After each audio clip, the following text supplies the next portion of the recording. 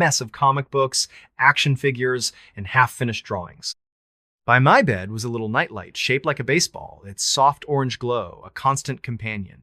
I wasn't scared of the dark, not really, but that nightlight made me feel safer, like it could keep the monsters at bay. My bed was pushed right up against the wall, under the window, so I could lie there and watch the stars before drifting off. My parents were great, but they were strict about bedtime. Every night at 9 p.m., it was lights out, no arguments. That night, the night it all went down, was just like any other.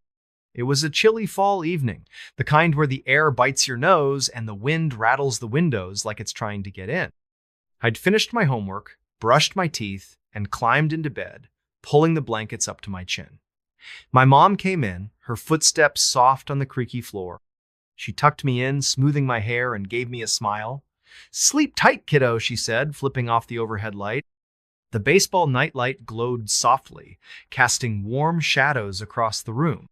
I lay there, staring at the ceiling, listening to the house settle, you know that sound, how old houses creak and groan like they're alive, telling stories you don't want to hear. I closed my eyes, letting the wind's hum lull me towards sleep. The night it happened. I don't know what time it was when I woke up, but it was late. Really late. The house was dead quiet, except for the faint, mournful hum of the wind outside. Something felt wrong. It was like the air itself had changed, pressing against my skin, making my heart beat a little faster. My body knew something was off before my brain caught up. I opened my eyes, blinking in the dim glow of the nightlight. Everything looked normal me posters, my desk, the clutter of my childhood. But the feeling wouldn't go away, like a weight sitting on my chest. Then I noticed it. The air was heavy, thicker than it should be, like someone had cranked the heat to stifling. And there was a smell faint but unmistakable, like damp earth, old leaves, or something you'd find in a forgotten corner of a basement. It wasn't strong, but it was there, curling into my nose, making my stomach twist. I sat up in bed, rubbing my eyes, trying to shake off the unease. That's when I heard Ita sound. A faint, scratching noise, slow and deliberate, coming from the corner of the room near the closet. My closet was a tiny, narrow space with a sliding door that never worked right. It was always half open, just enough to let your imagination run wild about what might be hiding inside. I stared at it, my heart starting to pound, the sound growing louder in my ears. Scratch, scratch, scratch. Like nails dragging across wood, slow and intentional, each scrape sending a shiver down my spine. I told myself it was probably a mouse. Old houses have mice, right? But deep down, I knew it wasn't. The sound was too purposeful, like something was trying to get my attention. I reached for my flashlight on the nightstand. Yep, I was that kid who kept a flashlight by the bed, just in case, and gripped it tightly. My hands were shaking as I aimed the beam at the closet, the light cutting through the orange glow of the nightlight. The half-open door loomed in the shadows, the gap a black void. I held my breath, expecting to see glowing eyes or a scurrying shape. But there was nothing, just a pile of clothes on the floor, my old sneakers, a baseball bat leaning against the wall. I let out a shaky breath, whispering to myself, "You're being stupid. It's nothing." But then I saw it. In the corner of my eye, something moved. Not in the closet, but by the window, right above my bed. My heart stopped. I didn't want to look, didn't want to turn my head, but my eyes flicked to the side, and there it was, a shadow.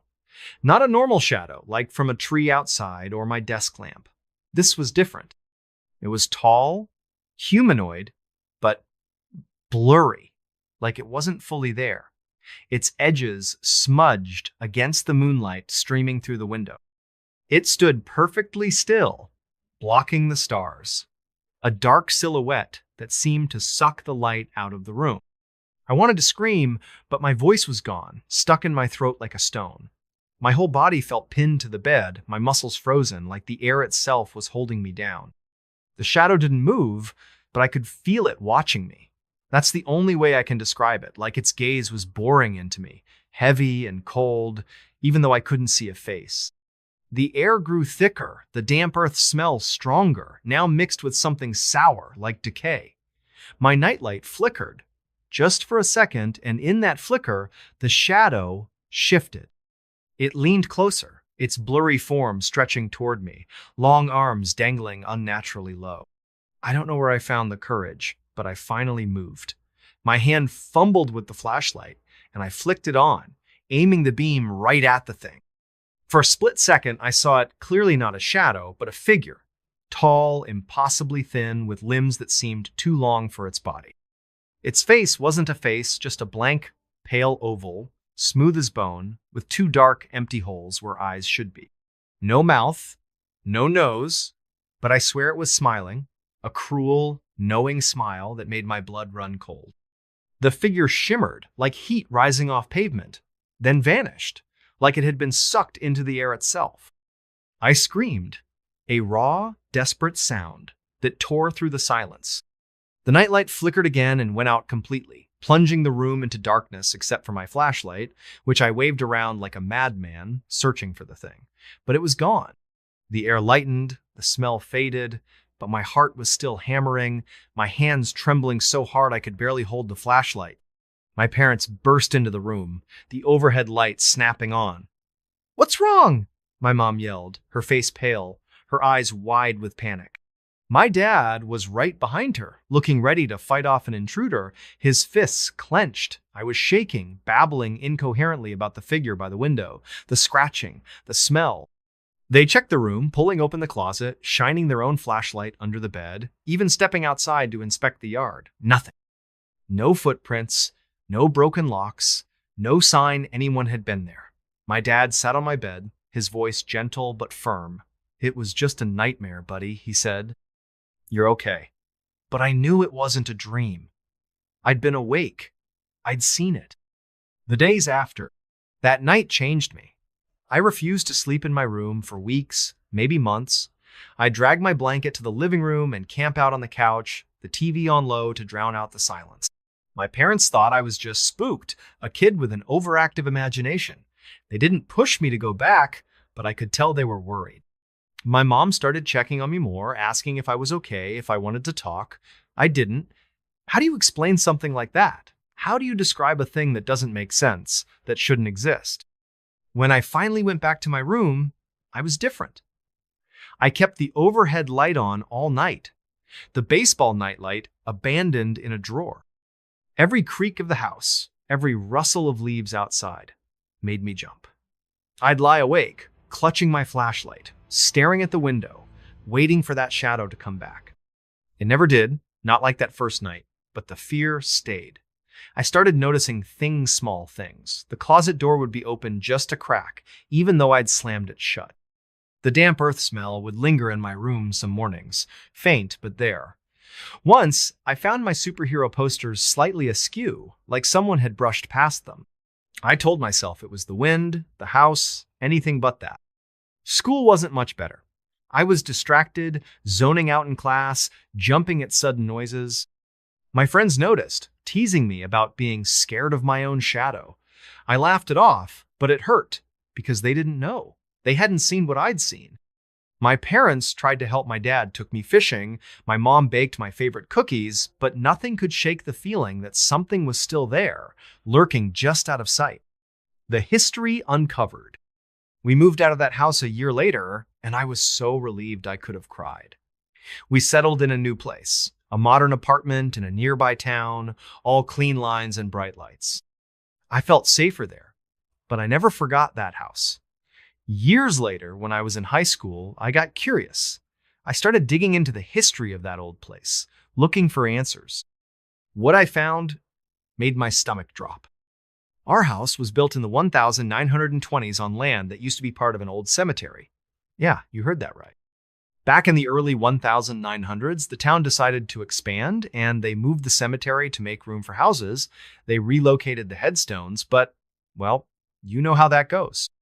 Not everything gets moved.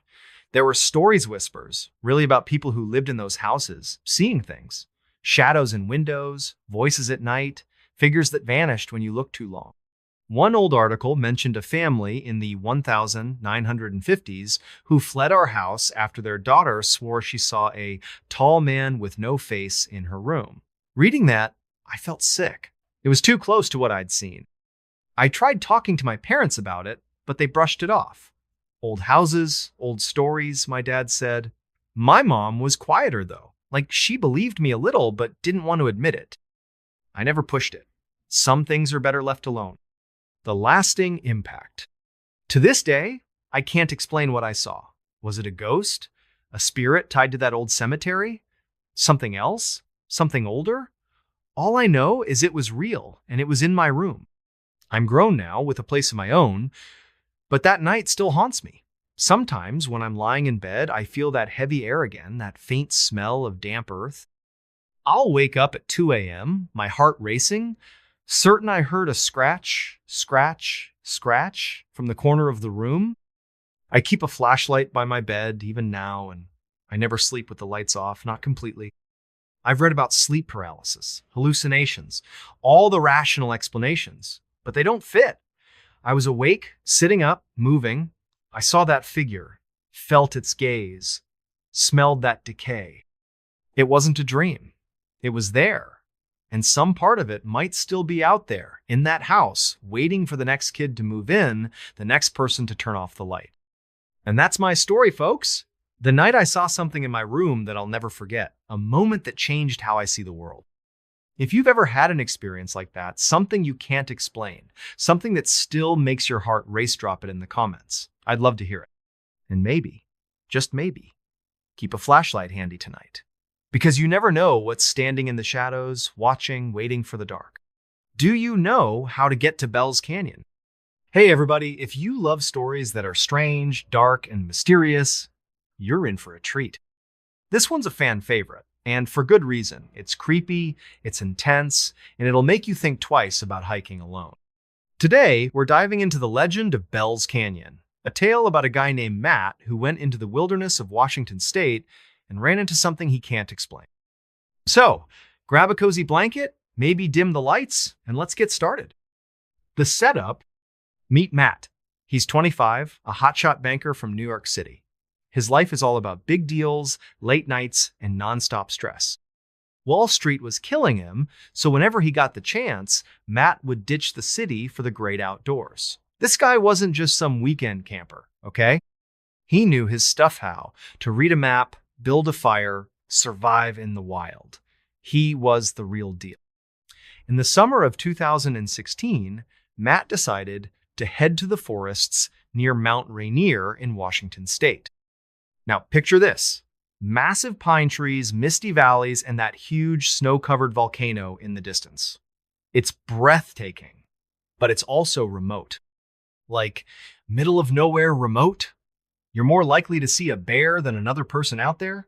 That's exactly what Matt wanted. He planned to hike deep into the backcountry, camp in random spots, and just unplug. No phone, no GPS, just him and the wilderness. The first night, Matt hiked about 10 miles on his first day, pushing through thick bushes and rocky trails. By late afternoon, he found the perfect spot to camp a small clearing surrounded by tall pines, with a little stream nearby. It was like something out of a postcard. He set up his tent, started a small fire, and cooked some freeze-dried chili. As the sun set, the forest came alive, crickets chirping, owls hooting, the wind whispering through the trees. Matt felt at peace. He climbed into his sleeping bag, zipped up the tent, and fell asleep. Around 2 a.m., something woke him up. A sound, not loud, but weird. A soft rustling, like something moving through the bushes just outside his tent. Matt lay there, heart starting to race, telling himself it was probably just a deer. The woods are full of animals, right? Nothing to worry about. But the rustling didn't stop. It got closer. Matt grabbed his flashlight, unzipped the tent just a crack, and shone the beam into the darkness. The light cut through the night, bouncing off trees and shadows. Nothing. No eyes glowing, no movement, just silence. He zipped the tent back up and lay down, trying to calm his nerves. It's just the forest, he thought. You're fine. But then, clear as day, voice cut through the silence. low, gravelly, and chilling. It said, "Do you know how to get to Bell's Canyon?" Matt froze. His heart was pounding so hard he could hear it.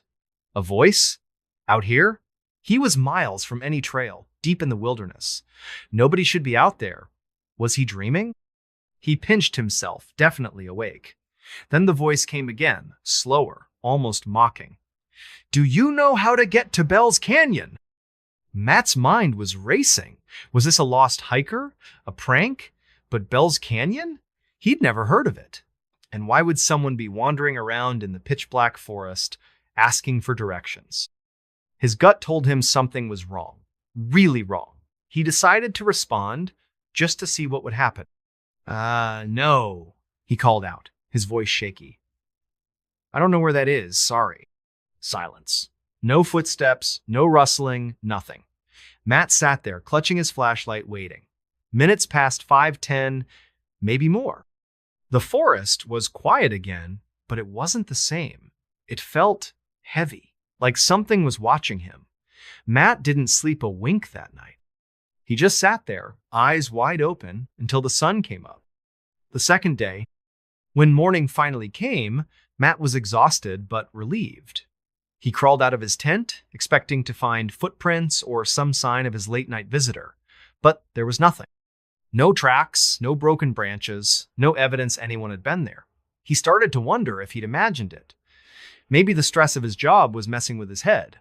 He decided to push on. He packed up his gear, hiked another 15 miles deeper into the forest, and found a new spot to camp. This new clearing was even more remote, tucked against a rocky outcrop with a clear view of the surrounding trees. Matt figured he'd feel safer here. He could see anyone coming.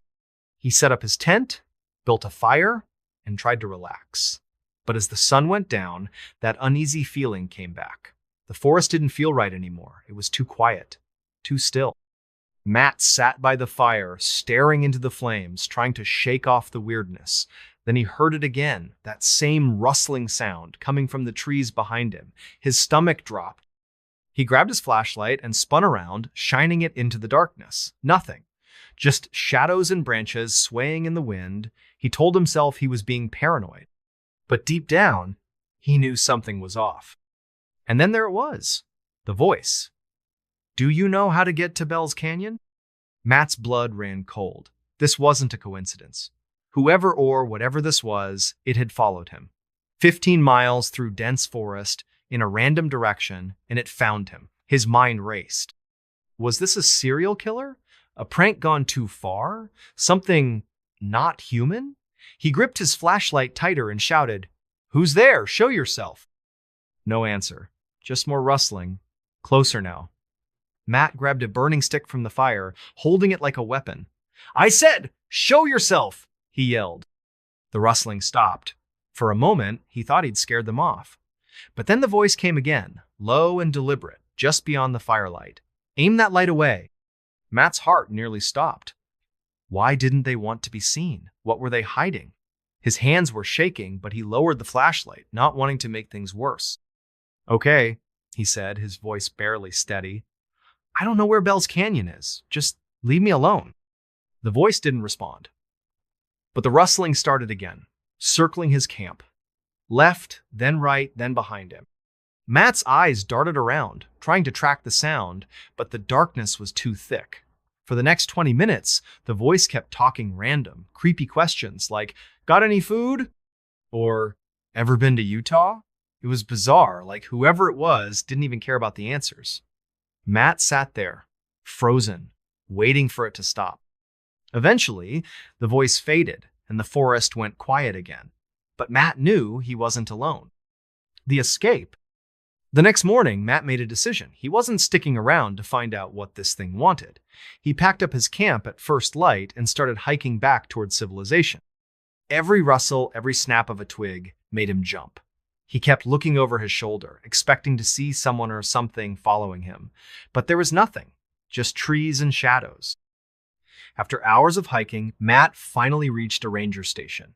He told the ranger everything, the voice, the questions, the circling. The ranger listened, his face unreadable. When Matt finished, the ranger leaned forward and said, "You're lucky you got out. People go missing out there all the time. And Bell's Canyon? There's no such place on any map I know. Matt felt a chill run down his spine. If Bell's Canyon didn't exist, what was that voice asking about? Who or what had been following him? He drove back to New York the next day, vowing never to go back to those woods. To this day, he doesn't know what was out there, but he's certain of one thing. Whatever it wasn't human. And that, folks, is the story of Bell's Canyon. A place that doesn't exist, but somehow, something out there knows its name. So, next time you're hiking in the middle of nowhere and you hear a strange voice in the dark, maybe think twice before answering, because you never know what might be looking for you. The Valley of the Headless Men. Hey everybody, if you're into stories that are strange, dark, and mysterious, you're in for a wild ride. This one's a fan favorite, and for good reason. It's based on true events, and it's the kind of tale that makes you question what's lurking in the wild. Fans call this the ultimate creepy wilderness story, and trust me, it's got that bone-chilling vibe that'll keep you up at night. We're heading to a remote corner of Canada, a place called Nahanni National Park, better known as the Valley of the Headless Men. So, grab a warm drink, maybe lock your doors, and let's dive into a story that's as cold and unforgiving as the rivers of the north. The setup, picture this. The Northwest Territories of Canada, a place so remote it makes Alaska look like a bustling suburb. Nahanni National Park is a jaw-dropping wilderness towering mountains, deep canyons carved by rivers, and forests so dense you can barely see the sky. It's beautiful, but it's not a friendly kind of beautiful. This place is hard to reach, even now. You've got to fly in on a tiny plane or paddle for days down a raging river just to get there. Cell phones? Forget it. GPS? Spotty at best. If you get lost in Nahanni, you're on your own. The park has a nickname that sends shivers down your spine, the Valley of the Headless Men. Why? Well, it goes back to the early 1900s. Back then, gold prospectors flocked to the area, chasing rumors of a big strike, but some of them never came back. The most famous case was in 1908, when two brothers, Willie and Frank McLeod, went into the valley looking for gold. They were experienced prospectors, tough guys who knew how to survive in the wild.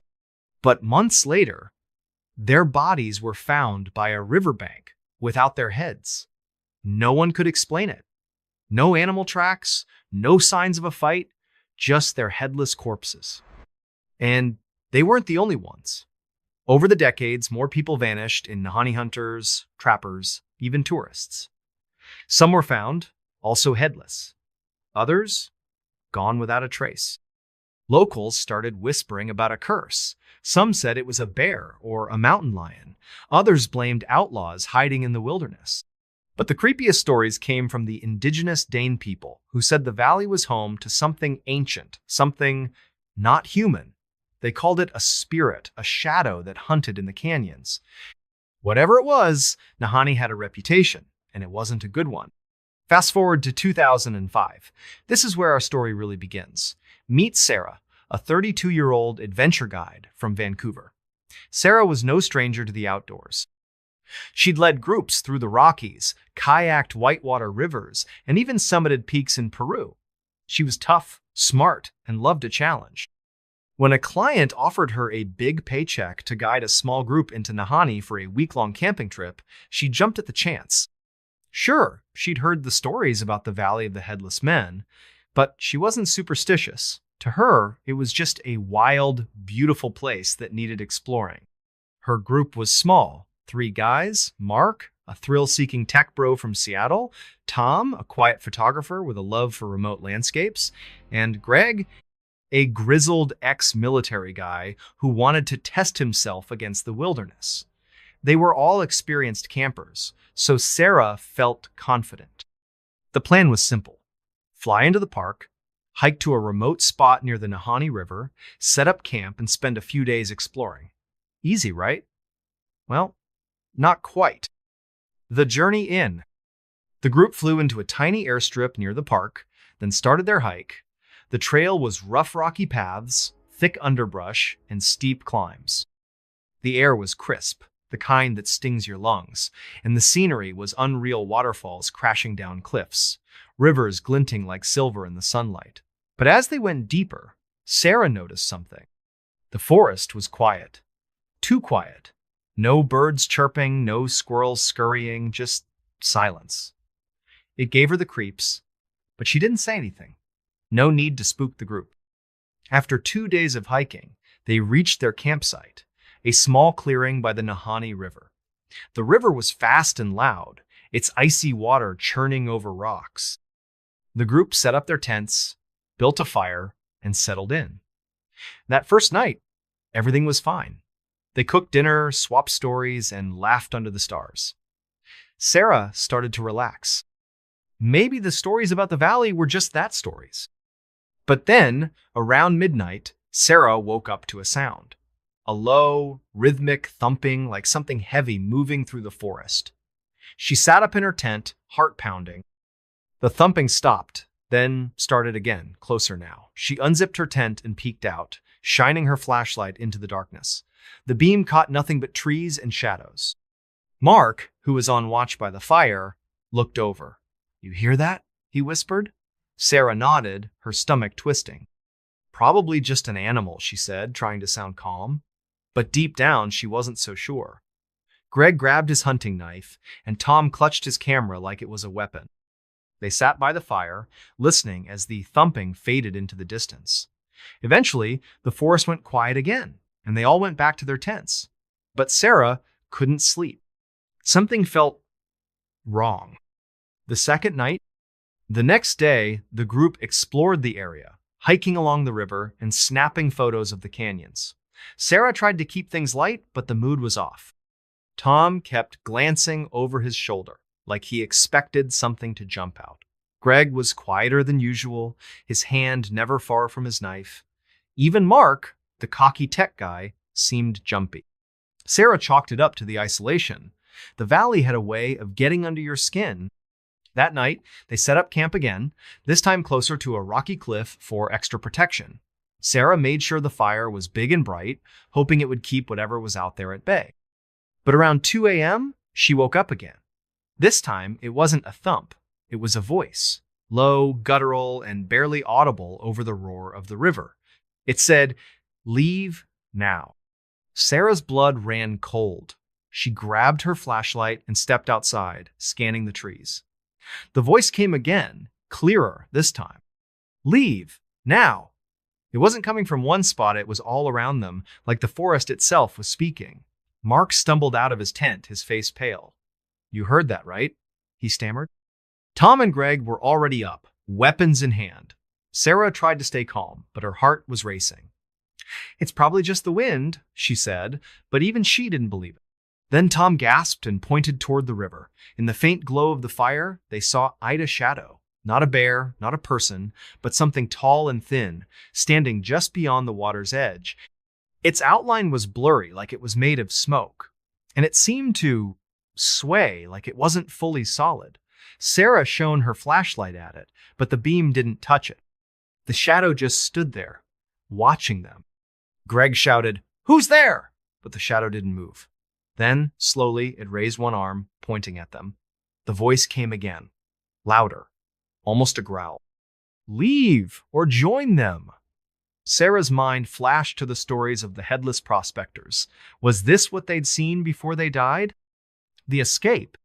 The group didn't need any more convincing. They packed up in a frenzy, leaving half their gear behind.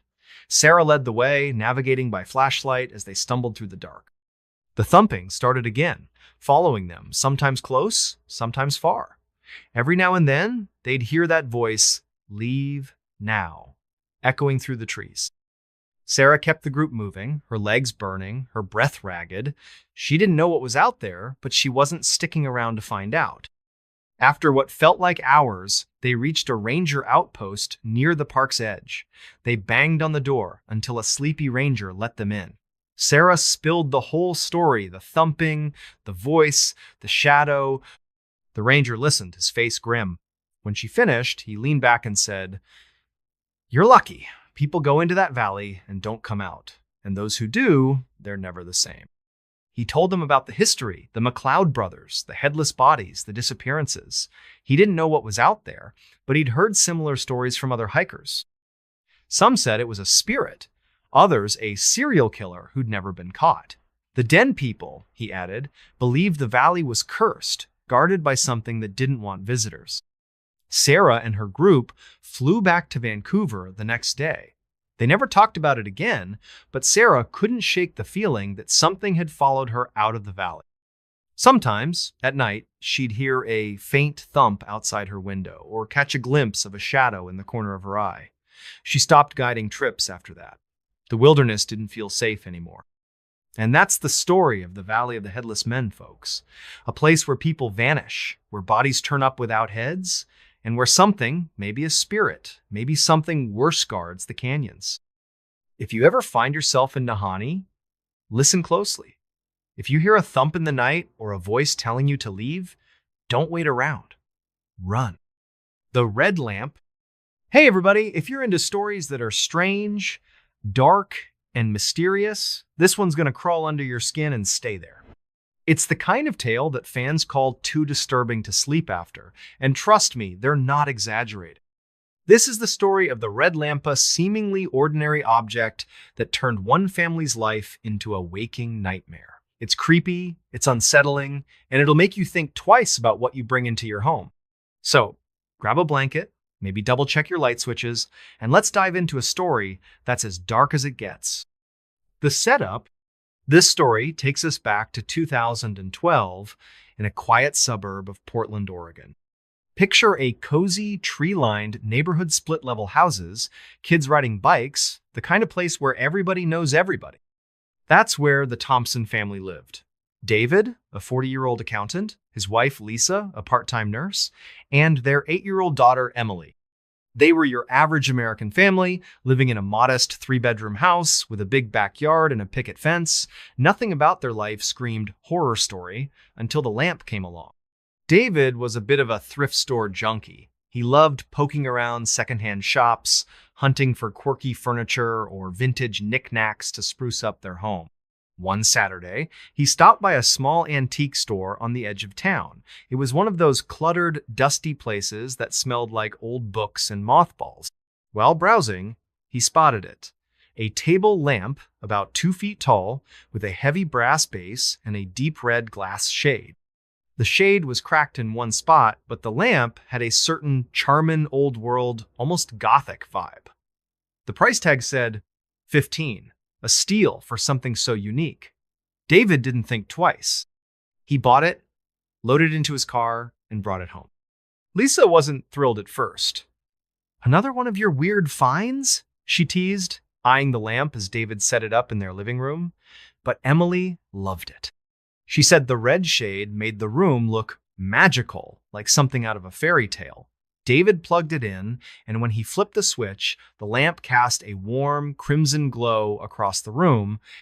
It was striking, almost hypnotic. The family decided to keep it on a side table by the couch, where it became a quirky centerpiece. For a few days, everything was fine. The lamp was just a lamp. The first signs? The trouble started about a week later. It was subtle at first, the kind of thing you'd brush off. Lisa noticed it one evening while watching TV. The lamp flickered just for a second, even though no one had touched it. She checked the bulb, thinking it might be loose, but everything seemed fine. "Old wiring," she muttered, and went back to her show. But later that night, as she was heading to bed, she heard a low hum, like a faint electrical buzz, coming from the living room. She peeked in, and the lamp was off. But the hum was still there. She unplugged it just to be safe and went to bed. The next morning, Emily was acting strange. She was usually a bubbly kid, always chattering about school or her friends. But that day, she was quiet, almost withdrawn.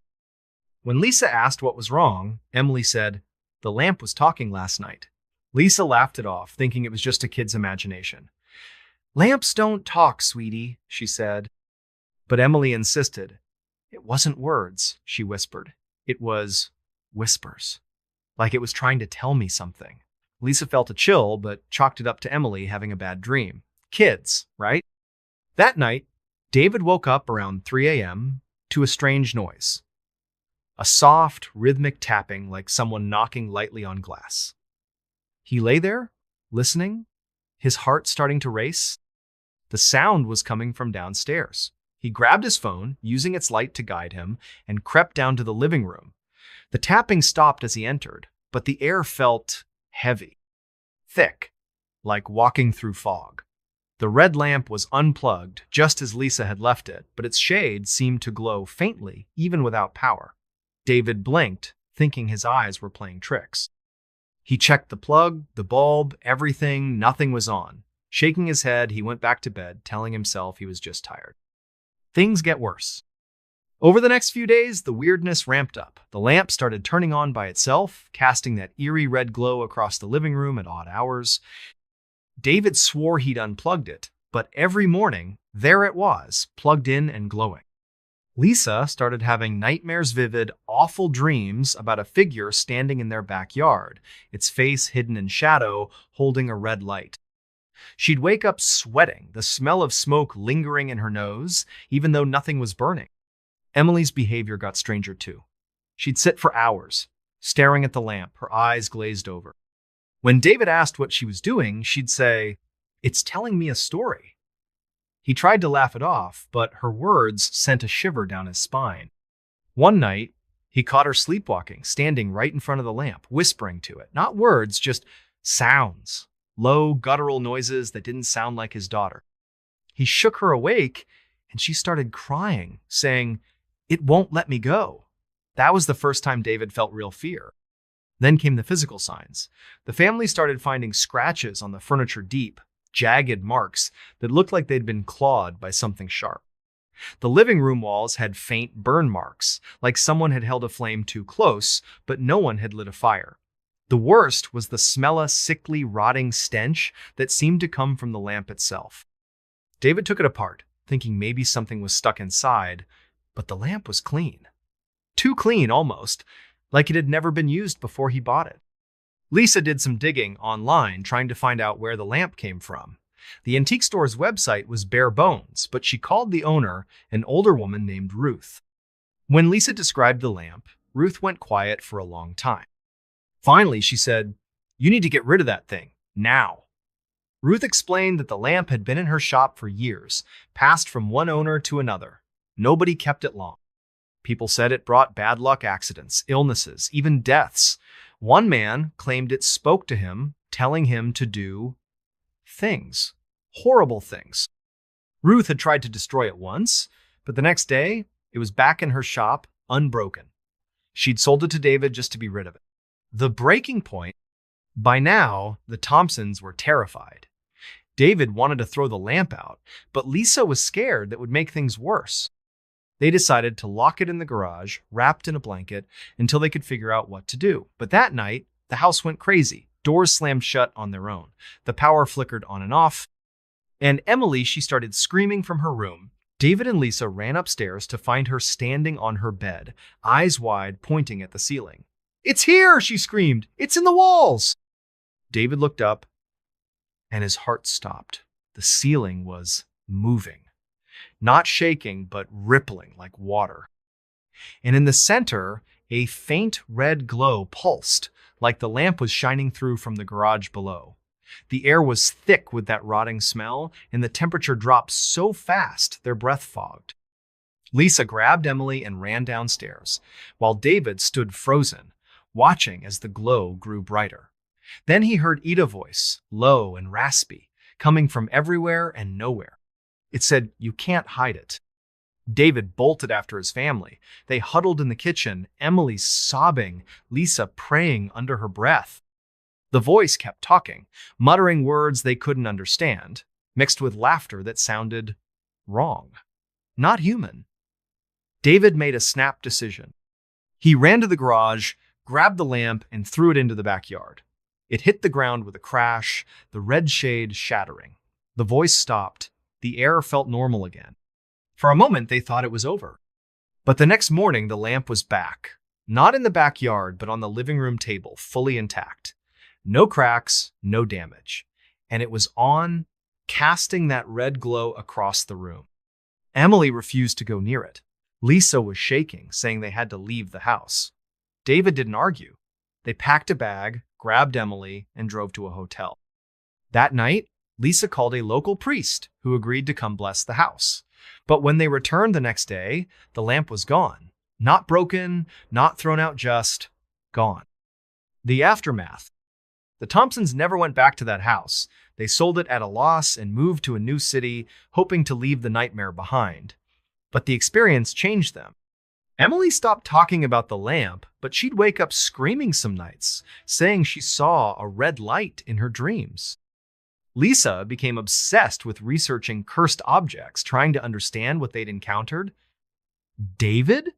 He swore off thrift stores for good. Years later, Lisa found a forum online where people shared stories about the red lamp. Different towns, different decades, but the details were the same: a brass base, a cracked red shade, and a presence that wouldn't let go. Some said it was possessed by a spirit, others by something darker, something that fed on fear. One post claimed the lamp always found its way back to that antique store in Portland, waiting for its next owner. And that's the story of the red lamp, folks. A simple purchase that turned a family's life upside down. If you ever come across a lamp like that brass base, red shade, maybe a little too cheap, do yourself a favor. Walk away. Because some things aren't just objects, they're invitations. Invitations to something you don't want to meet. So, what do you think? Ever brought home something that felt off? Drop it in the comments. And maybe, just maybe, check your lamps tonight. You never know what's glowing in the dark. The Nutty Putty Cave. Hey everybody, if you're into stories that are strange, dark, and mysterious, this one's gonna hit you hard. It's based on a true story, and it's not just creepy, it's heartbreaking. Fans say this one's a gut punch. And trust me, they're not wrong. It's the kind of tale that makes you rethink what it means to push your limits. Today, we're diving into the story of Nutty Putty Cave, a place where one man's adventure turned into a nightmare that no one could have seen coming. So, settle in, maybe grab some tissues, and let's get into a story that's as real as it gets. The setup. This takes us back to 2009 in the deserts of Utah, about an hour south of Salt Lake City. Picture a wide, dusty, landscaped rock formations, scrubby bushes, and not much else for miles. Tucked away in this desolate area is Nutty Putty Cave, a limestone cavern that's a magnet for cavers. It's not a tourist spot with guided tours or fancy lights. This is a raw, wild cave full of tight passages and twisting tunnels. For experienced cavers, it's a playground. For the unprepared, it's a death trap. Enter John Jones, a 26-year-old medical student from St. George, Utah. John was the kind of guy everybody loved, charming, adventurous, and always up for a challenge. He was married to his high school sweetheart, Emily, and they had a 1-year-old daughter, Lizzie. John was studying to become a pediatric cardiologist, but when he wasn't hitting the books, he was out exploring. He'd been caving since he was a kid, growing up with his brothers in a family that loved the outdoors. Nutty Putty wasn't new to him. He'd explored it before and knew its reputation for tight squeezes and tricky passages. But to John, that was part of the thrill. In November 2009, John decided to take a break from his studies and organize a caving trip with his brother, Dan, and a group of friends. The plan was to spend a day in Nutty Putty, exploring some of its deeper sections. John was excited. This was his chance to share his passion with his buddies and maybe push himself a little further than last time. Emily was a bit nervous about the trip, but John reassured her. "I've done this 100 times, he said, kissing her goodbye. "I'll be back for dinner." Into the cave. The group arrived at Nutty Putty on a chilly November morning. The cave's entrance is a small, unassuming hole in the ground, barely wide enough for a person to slip through. Inside, it's a maze of tunnels, some as wide as a hallway, others so tight you have to crawl on your belly inch by inch. The air is damp, the walls slick with moisture, and the temperature hovers around 60 degrees no matter the season. John, Dan, and their friends geared up helmets. Headlamps, knee-pad sand started their descent. For the first few hours, everything went smoothly. The group navigated familiar sections of the cave, laughing and joking as they went. John, always the leader, suggested they try a tougher passage called the Birth Canal, a narrow-shaped tunnel known for its claustrophobic squeeze. It wasn't for beginners, but John was confident. He'd done tight passages before, and he wanted to show his friends what Nutty Putty was really about. John went first, sliding into the birth canal head first. The tunnel was barely wider than his shoulders, the walls pressing against his chest as he inched forward. He exhaled to make himself smaller, a trick cavers use to fit through tight spots. Dan followed close behind, with the others waiting at a wider section. The group's headlamps cast flickering shadows on the walls, and their voices echoed in the cramped space. "You good, John?" Dan called out. "Yeah, I'm good," John shouted back, his voice muffled. He was about 400 feet into the cave, deep underground, when he reached a fork in the tunnel. One path led to a known section, but the other, a narrow, downward-sloping chute, looked uncharted. John, curious and confident, decided to explore it. "I'm going to check this out," he said, his voice full of excitement. He slid into the chute, headfirst, into a passage so tight his arms were pinned to his sides. The trap. At first, John thought he'd found a new route. The chute was narrow, but he'd been in worse. He wiggled forward, his headlamp lighting up the smooth limestone walls. But then the tunnel took a sharp, downward turn, steeper than he expected. Gravity pulled him forward, and before he could stop himself, he was sliding. The passage got tighter, squeezing his chest, his hips, his legs. He tried to push back, but his arms were stuck. He was wedged in, upside down, in a space no wider than a coffin. John's breathing quickened. "Dan!" he shouted. "I'm stuck!" His voice was strained, echoing in the tiny space. Dan, still in the birth canal, froze. "Hang on, man," he called, scrambling toward the chute. The others heard the panic in John's voice and rushed to help, but the tunnel was too narrow for more than one person at a time. Dan reached the edge of the chute and shone his headlamp down. John was about 10 feet below, his face red from being upside down, his body jammed into the rock. "Stay calm, John," Dan said, trying to keep his own voice steady. "We'll get you out." But inside, Dan was freaking out. The chute was too tight for him to climb down, and John's position, head first, upside down, was dangerous. Blood was rushing to John's head, making it hard for him to breathe. The group radioed for help, but Nutty Putty was remote, and rescue teams were hours away. They had to act fast. John tried to stay calm, cracking jokes to keep his spirits up. "Guess I found the VIP section," he said, his voice weak. But the pressure on his chest was intense, and every breath was a struggle. The cave walls were cold and unyielding, gripping him like a vice. He couldn't move his arms to push himself out, and the angle made it impossible to back up. The group took turns talking to him, trying to keep him awake, while they waited for rescue. The rescue attempt. By late afternoon, a volunteer rescue team arrived at experienced cavers and paramedics who knew Nutty Putty's dangers. They rigged a pulley system to try pulling John out, using ropes and harnesses to distribute the force. But the chute's angle and narrowness made it nearly impossible. Every time they pulled, John winced in pain. The ropes were cutting into his skin, and the rock was scraping his body raw. The rescuers worked for hours, their headlamps bobbing in the dark, their voices tense but focused. Above ground, word spread fast. Emily drove to the cave with Lizzie, her heart in her throat. She stood by the entrance, praying as volunteers updated her. "He's strong," they told her. "He's fighting." But Emily could hear the worry in their voices. Inside the cave, John was fading. The upside-down position was taking its toll. His heart was struggling to pump blood, and his lungs couldn't expand fully. He started slipping in and out of consciousness, his words slurring. "Tell Emily I love her," he whispered to Dan. "Tell Lizzie her daddy's proud." The rescuers tried everything, chiseling the rock, using lubricants to reduce friction, even drilling to widen the passage. But the cave was relentless. Every attempt failed, and the clock was ticking. By midnight, after nearly 20 hours, John's breathing became shallow. A paramedic, Susie, crawled as close as she could, holding his hand through a tiny gap in the rock. "You're not alone, John," she said, tears in her eyes.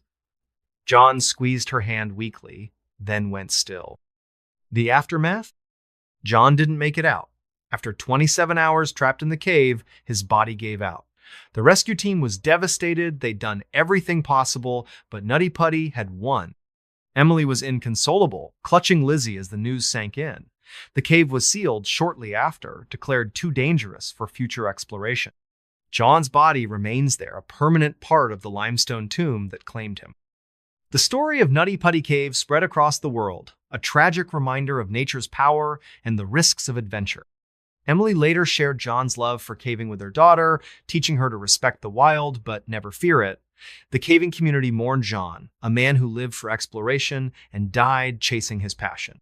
And that's the story of Nutty Putty Cave, folks. A place where one wrong turn can change everything. It's a tale of courage, love, and loss, a reminder that the earth holds secrets we may never fully understand. If you're ever tempted to push your limits in a place like that, think of John.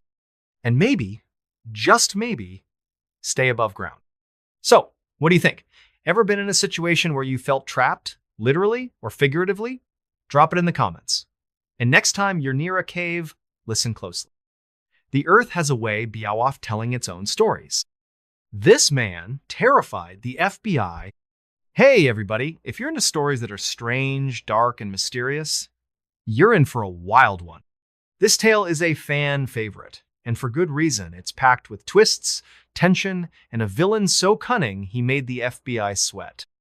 We're talking about a guy who didn't just break the law, he toyed with the people chasing him like a cat playing with a mouse. Today, we're diving into the story of a man who terrified the FBI, a mastermind who always seemed one step ahead. So, grab a coffee, maybe lock the windows, and let's get into a story that'll keep you guessing until the very end.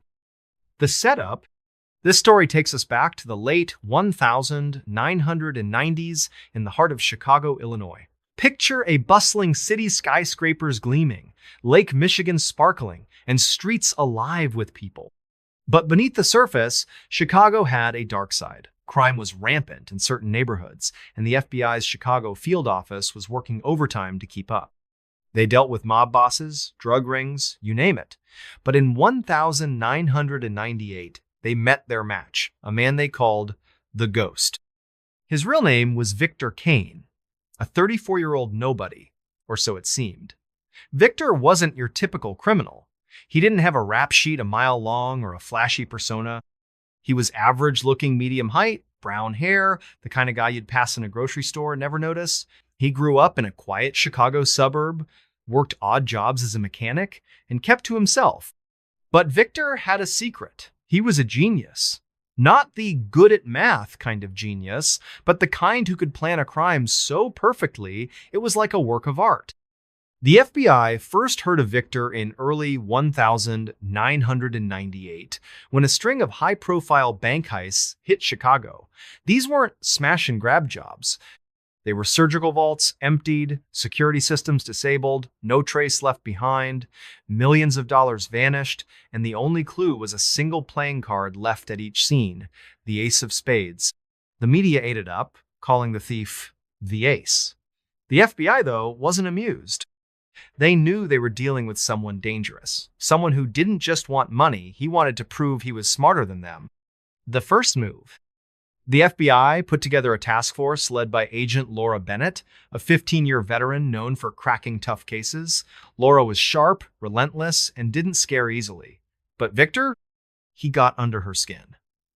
The first big break came in March 1998, when a security camera caught a blurry image of a man near a bank the night before a heist. It wasn't much, just a grainy figure in a dark coat, but it was enough to start building a profile. The FBI combed through records, interviewed informants, and finally got a name: Victor Kane. Laura's team raided Victor's apartment, expecting to find evidence cache, tools, maybe even a stash of those ace of spades cards. But the place was clean. Too clean. No fingerprints, no personal items, just a bare mattress and a single light bulb. It was like nobody lived there. Laura felt a chill. This wasn't just a thief. This was someone who knew they were coming. Then, the phone rang. Not Laura's cell, but the landline in Victor's empty apartment. She hesitated, then picked it up. A calm, almost cheerful voice said, "You're looking in the wrong place, Agent Bennett." The line went dead. Laura's blood ran cold. How did he know her name? How did he know she was there? The team swept the apartment for bugs nothing. It was like Victor was a ghost, watching them from the shadows. The game begins. From that moment, Victor turned the chase into a game. He'd leave taunting notes at crime scenes, always addressed to Laura. "Better luck next time," one read, written on the back of an ace of spades. He hacked into the FBI's secure email system, sending messages that vanished minutes after being opened. One email contained a photo of Laura's car, parked outside her house, taken the night before. The message read, "Nice wheels, be careful out there." Laura started sleeping with her gun under her pillow. Victor's crimes got bolder. He didn't just rob banks anymore. He hit armored trucks, jewelry stores, even a private art gallery, stealing a painting worth $5 million. Each job was flawless, no witnesses, no evidence, just that damn ace of spades. The FBI was stumped. They brought in profilers, tech experts, even a psychic at one point. Nothing worked. Victor was always one step ahead, like he could read their minds. Laura started noticing patterns. Victor's heists followed a rhythm every 3 weeks, always on a Tuesday. He targeted places with outdated security but high-value loot. She set up a sting operation, staking out a bank she was sure he'd hit next. Her team waited in unmarked vans, SWAT on standby. At 2 a.m., the bank's alarm went silent, just as Laura predicted. They moved in, expecting to catch Victor red-handed. But the vault was empty, and on the security console was a note. "You're getting warmer, Laura." She was furious, but also intrigued. Victor wasn't just a criminal, he was a puzzle. She dove deeper, digging into his past. She found out Victor's father had been a cop, killed in a botched raid when Victor was 10. His mother spiraled into addiction, leaving Victor to fend for himself. By 15, he was hacking school computers, rigging systems to change his grades. By 20, he disappeared from public records. Laura realized Victor wasn't just smart, was driven by something darker, maybe revenge, maybe a need to prove he was untouchable. The breaking point. In 1999, things escalated. Victor pulled off his biggest heist yet, a Federal Reserve transport carrying $20 million in cash. The FBI was humiliated, and the pressure on Laura's team was crushing. The public was losing faith, and the media painted Victor as a folk hero, a modern-day Robin Hood, but Laura knew better. Victor wasn't stealing for the thrill or the money. He was testing her, pushing her to her limits. Then, a breakthrough. An informant tipped off the FBI about a warehouse on Chicago's South Side, a place Victor supposedly used as a base. Laura's team raided it at dawn, kicking down the door to find nothing. Just an empty room with a single chair and a tape recorder. Laura pressed play, and Victor's voice filled the air. "You're close, Laura," he said, his tone almost gentle. "But you're not ready. Meet me at the pier, midnight. Come alone." Laura knew it was a trap, but she was tired of playing his game. Against her team's advice, she went to the Piera deserted stretch along Lake Michigan, the water black under the moonless sky. She stood there, gun in hand, waiting. At exactly midnight, a figure stepped out of the shadows. Victor Kane, in the flesh. No mask, no disguise, just a man in a plain jacket, his eyes glinting with something unreadable. "You're braver than I thought," he said, his voice calm. "But you can't catch a ghost." Laura raised her gun, ordering him to surrender. Victor just smiled. "Check your pocket," he said. Confused, Laura reached into her coat and pulled out an ace of spades. She looked up, and Victor was gone, vanishing into the night. The end game. The encounter broke Laura. She became obsessed, working 18-hour days, chasing every lead, no matter how small. Her marriage fell apart, her health deteriorated. Victor kept taunting her letters, voicemails, even a bouquet of flowers sent to her office with a note. Game's not over. But in 2000, the heists stopped. No more robberies. No more cards. Victor vanished, like he'd never existed. Laura never stopped looking. She retired from the FBI in 2005, but even now, she checks old case files, hoping for a clue. Some say Victor died, others that he fled the country. A few agents swear they've seen him a face in a crowd, a shadow at a crime scene. The FBI still lists him as a wanted man, but his file is cold, buried in a database. And that's the story of the man who terrified the FBI, folks. Victor Kane, the ghost, a criminal so clever he turned the hunters into the hunted. He didn't just steal money, he stole peace of mind, leaving a trail of questions that may never be answered. If you're ever in Chicago and find an ace of spades lying on the ground, maybe leave it there, because some games aren't meant to be played. So, what do you think? Ever come across someone who seemed to know your every move? Drop it in the comments. And next time you're out at night, watch your back. You never know who's watching you. The Ghosts of Flight 401. Hey everybody, if you're into stories that are strange, dark, and mysterious, this one's gonna send shivers racing down your spine. It's a fan favorite, and for good reason. It's rooted in real events, weaving a tragedy so devastating it left echoes that linger to this day. We're talking about Eastern Airlines Flight 401. A plane crash that shook the nation and left behind something unexplainable. This isn't just a story about a disaster. It's about what came after, when the dead didn't stay dead and the skies carried whispers of the past. So, grab a seat, keep the cabin lights on, and let's dive into the story of the Ghosts of Flight 401 tale that'll make you think twice about looking out that airplane window. The setup, picture this. It's December 29, 1972, and we're in Miami, Florida. The night is warm and humid, the kind where the air clings to your skin and palm trees sway lazily under a starry sky. Miami International Airport is buzzing with holiday travelers, families rushing to catch flights home for Christmas, their suitcases stuffed with gifts. Eastern Airlines Flight 401, a Lockheed L-1011 TriStar, is prepping for a routine trip to New York City. This plane is a beast state-of-the-art for its time, with 3 powerful engines, a wide body, and room for 176 passengers. It's a marvel of 1970s aviation, sleek and modern, designed to make flying feel like a luxury. The crew is top-notch. Captain Bob Loft, 55, is a grizzled veteran with decades of experience, known for his cool head and steady hands. First Officer Don Repo, in his 40s, is sharp and reliable, the kind of co-pilot who catches details others miss. The flight attendants, led by Sharon Tate, a seasoned pro, keep the cabin calm and cheerful. The flight is packed families with kids, business travelers in suits, even a couple of minor celebrities headed to New York for holiday parties. Everyone's in high spirits, sipping drinks, chatting, or settling in for the in-flight movie. The plane takes off just after 9 p.m., climbing smoothly into the night sky, the lights of Miami fading below. For the first couple of hours, everything is textbook. Passengers doze off, the crew chats quietly in the cockpit, and the hum of the engines is a steady lullaby. It's just another night in the air, until it isn't. As Flight 401 begins its return leg to Miami later that night, a small problem crops up.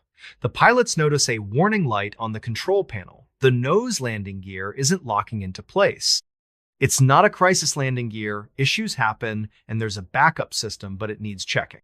Captain Loft radios air traffic control, who instructs him to circle over the Everglades, the vast, swampy wilderness west of Miami, while the crew troubleshoots. They switch on the autopilot, set the plane to a low altitude of 0 feet, and focus on the landing gear. Loft and Repo hunch over the controls, flipping switches, checking indicators, trying to figure out if it's a faulty light or a real issue.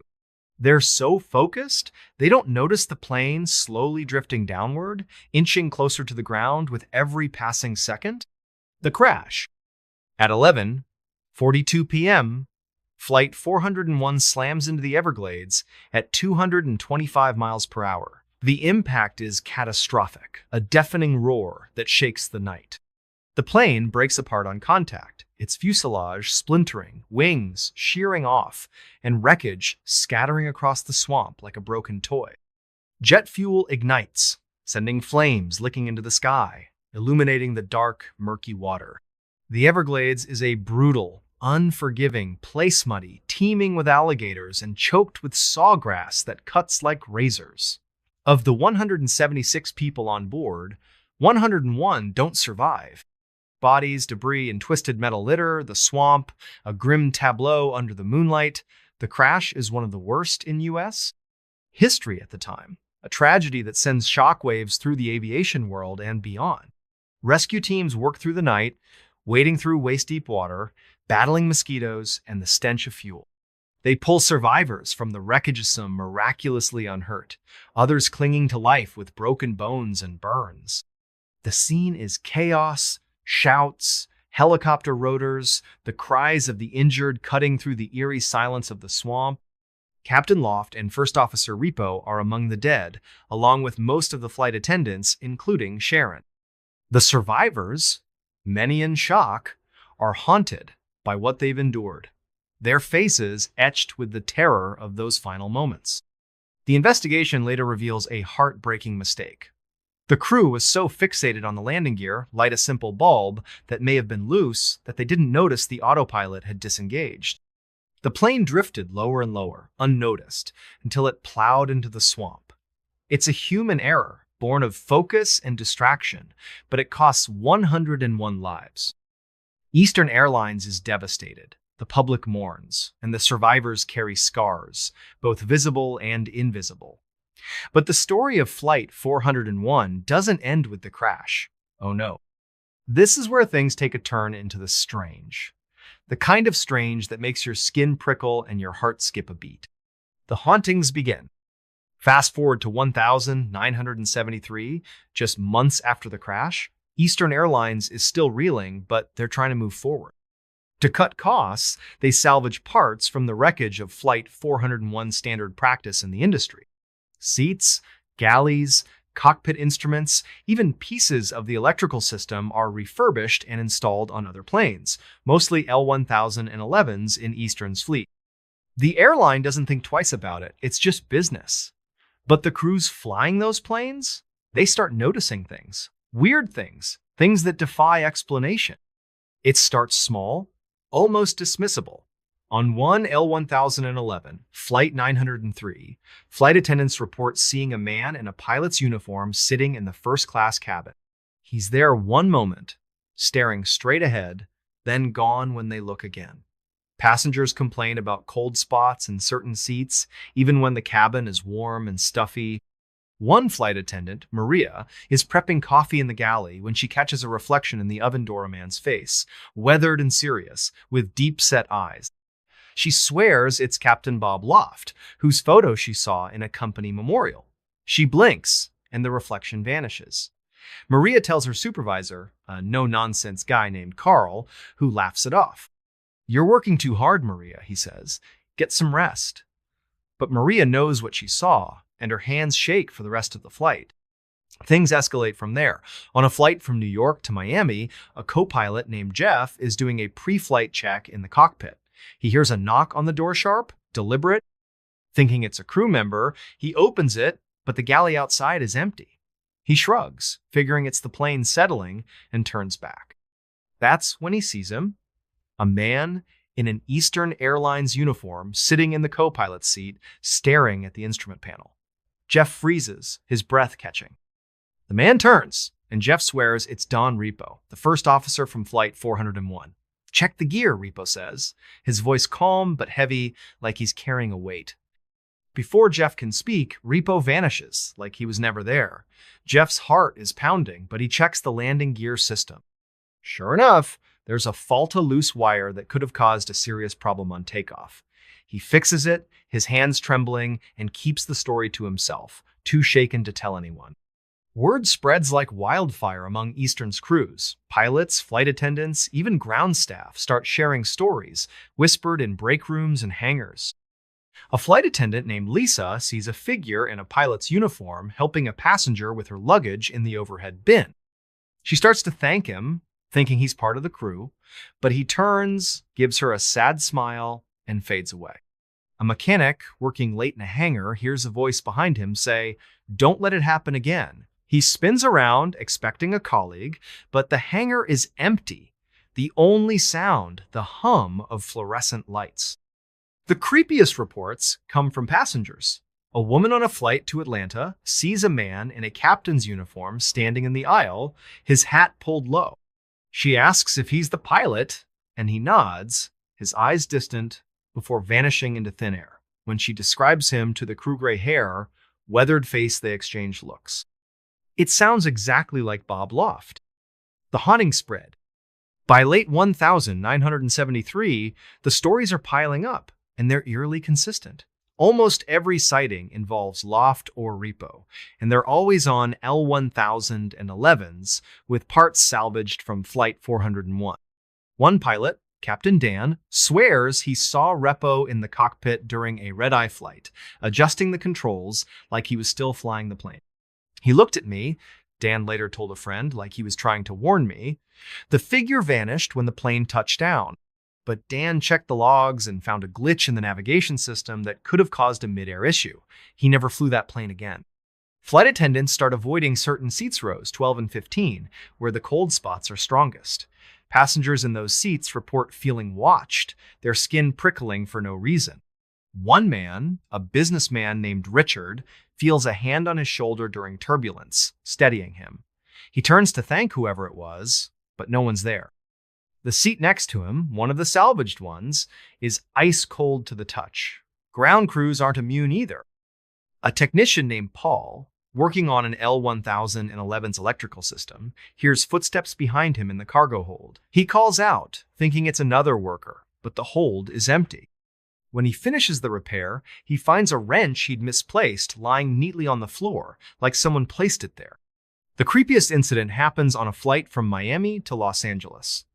A flight attendant, Sarah, is serving drinks when she sees a man in a pilot's uniform standing at the back of the cabin. He's tall, with a familiar face, Bob Loft. She's sure of it. She approaches, but he turns and walks through the galley door. Not opens it, walks through it, like it's not even there. Sarah drops her tray, glasses shattering, and passengers gasp. She runs to the galley, but it's empty, the door locked from the inside. She doesn't tell the passengers, but she files a report, her hands shaking as she writes. The investigation. By 1974, the stories are too many to ignore. Eastern Airlines launches a quiet investigation, interviewing crew members, reviewing flight logs, and checking maintenance records. They find no hard evidence, no photos, no recordings, just dozens of eyewitness accounts from reliable people. The consistency is what gets them. Loft and Repo are described in vivid detail, Bob's gray hair and weathered face, Don's intense eyes and calm demeanor. The sightings are always on planes with Flight 401's salvaged parts, and they're always accompanied by strange phenomena. Cold spots, unexplained sounds, equipment glitches fixed after a warning. Eastern's management is spooked but desperate to keep it under wraps. Bad PR could tank their reputation, already bruised from the crash. They start removing the salvaged part seats, instruments, even wiring, replacing them with new ones. But the sightings don't stop completely. A pilot sees Repo's reflection in the cockpit windshield during a storm, his voice whispering, "Stay sharp." A flight attendant feels a tap on her shoulder while restocking the galley, but no one's there. The airline orders employees to stop talking about it, threatening disciplinary action, but the stories leak to the press. Soon, newspapers and magazines are running headlines about the ghost flight, and a book, The Ghost of Flight 401, hits shelves, fueling public fascination. The FAA steps in, dismissing the reports as post-traumatic stress from the crash or overactive imaginations. They conduct their own review, checking the L1011 fleet for mechanical issues that could explain the glitches. They find nothing unusual, but crews aren't convinced. Some start refusing to fly on L1011s, calling them haunted. A few even quit, unwilling to risk another encounter. Eastern tries to downplay it, but the damage is done. Passengers start asking questions. nervous about booking flights. The airline quietly retires the L-1011s with Flight 401 parts, but the stories persist, whispered among crews and travelers alike. The lasting echoes. The ghosts of Flight 401 become aviation legend, a tale that lingers long after the last L-1011 leaves Eastern's fleet. Survivors of the crash, still grappling with their trauma, hear the stories and wonder. Some believe Loft and Repo are still out there, watching over the skies, trying to prevent another tragedy. Others think it's the guilt and grief of the crash, manifesting in strange ways. The Everglades, where the wreckage still lies, becomes a place of pilgrimage for some, a quiet, haunted swamp where the past feels closer than it should. Crews who flew those planes never forget. Maria, the flight attendant who saw Loft's face, keeps a photo of the Flight 401 crew in her locker, a quiet tribute. Jeff, the co-pilot who heard Repo's warning, becomes obsessive about pre-flight checks, earning a reputation as the most thorough pilot in the airline. Passengers who experienced the cold spots or saw the figures tell their stories at dinner parties, their voices hushed, as if speaking too loudly might summon something back. And that's the story of the ghosts of Flight 401, folks. A tragedy that left scars on the earth and echoes in the skies, whispers of the past that refuse to fade. It's a reminder that some events are so powerful, they linger beyond the grave, reaching out to those who fly the same routes, sit in the same seats. If you're ever on a late-night flight and feel a cold spot, hear a knock, or see a figure in the aisle, maybe just look the other way, because some passengers might not be on the manifest. So, what do you think? Ever had a creepy moment on a plane or felt like something was watching you from just beyond sight? Drop it in the comments. And next time you're flying, maybe double check the landing gear, just in case. Skydiving photographer without a parachute. Hey everybody, if you're into stories that are strange, dark, and mysterious, this one's gonna get your heart racing. It's a fan favorite. And for good reason, it's pure adrenaline, with a twist so wild you'll be on the edge of your seat. We're talking about a skydiving photographer who found himself in a situation no one could prepare for, fighting to survive against impossible odds. This is a tale of courage, quick thinking, and a miracle that defies explanation. So, buckle up, maybe take a deep breath, and let's dive into the story of the skydiving photographer without a parachute. The setup, picture this. It's 2015, and we're in the wide open skies above Arizona. The desert stretches out below rock canyons, cacti dotting the landscape, and a blazing sun overhead.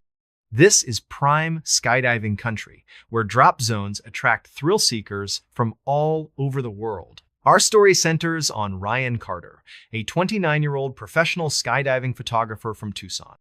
Ryan's not just any photographer. He's the guy who jumps out of planes with a camera strapped to his helmet, capturing heart-stopping shots of skydivers midair.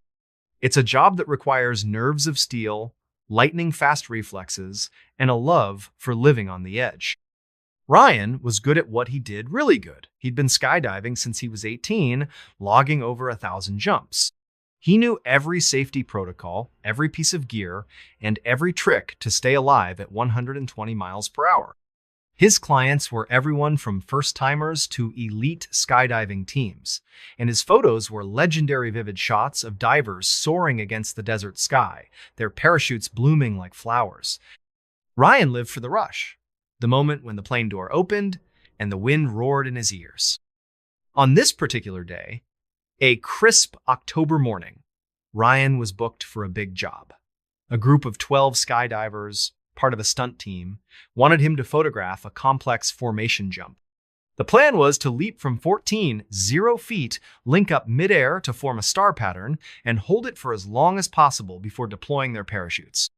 Ryan's job was to circle the group, snapping photos from every angle, then pull his own chute and land safely. It was a routine gig for him, nothing he hadn't done dozens of times before. The jump? The team loaded into a twin-engine Cessna at a small airfield outside Tucson. The plane was loud, the cabin cramped, but the mood was electric. The skydivers were pumped, joking and checking their altimeters, helmets, and parachutes. Ryan double-checked his rig, a main parachute, a reserve chute, and his camera setup, a high-end DSLR mounted to his helmet. He wore a jumpsuit with extra padding to protect him during high-speed maneuvers. Everything was in order. The plane climbed to 14,000 feet, the desert sprawling below like a patchwork quilt. The pilot gave the signal, and the door opened, letting in a blast of cold air. Ryan was the first out. As always, she needed to position himself to capture the group as they jumped. He gave a thumbs up, shouted, "See you in the sky," and leaped out. The freefall was instant, the wind screaming past him as he plummeted at terminal velocity. He loved this part the weightless rush, the world a blur below. The stunt team followed, diving out in a tight formation. Ryan maneuvered like a pro, using his arms and legs to steer through the air, his camera clicking away. The divers linked up, forming a perfect star, their colorful jumpsuits vivid against the blue sky. Ryan circled them, snapping shot after shot, his heart pounding with excitement. It was going perfectly until it wasn't. The crisis, at about 60 feet, Ryan reached for his parachute ripcord, a handle on his chest that would deploy his main chute.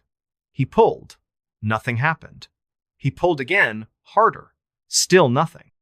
His heart skipped a beat. A stuck ripcord was every skydiver's nightmare, but Ryan stayed calm. He'd trained for this. He reached for his reserve parachute, a backup chute packed for emergencies. He yanked the handle.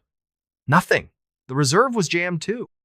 Now, Ryan was in serious trouble. He was falling at 120 miles per hour, with less than 30 seconds before he'd hit the ground. The desert was rushing up fast, the red rocks and cacti growing sharper by the second. He glanced at the stunt team, who were pulling their chutes one by one, their canopies blooming above him. They didn't know he was in trouble. There was no way to signal them in freefall. Ryan was alone, hurtling toward certain death. He fought the panic rising in his chest. His training kicked in, and he started troubleshooting. He checked the ripcord again, tugging with all his strength, but it wouldn't budge. The reserve handle was stuck too, caught on something in the harness. Ryan twisted his body, trying to shake it loose, but the wind was too strong, pinning him in place. His altimeter beeped frantically, warning him he was below 30 feet. Time was running out. Then, out of nowhere, a crazy idea hit him. Ryan remembered a story from his skydiving instructor about body surfing, using your body to slow your fall by spreading out like a starfish, maximizing air resistance. It wasn't much, but it might buy him a few seconds. He spread his arms and legs wide, flattening his body against the air. The wind roared louder, pushing against him, but it worked. He felt his descent slow slightly. Not enough to save him, but enough to give him a fighting chance. The miracle. At 20 feet, Ryan spotted the drop zone below a flat, sandy patch near the airfield. He angled his body, aiming for it. The ground was coming up fast, too fast.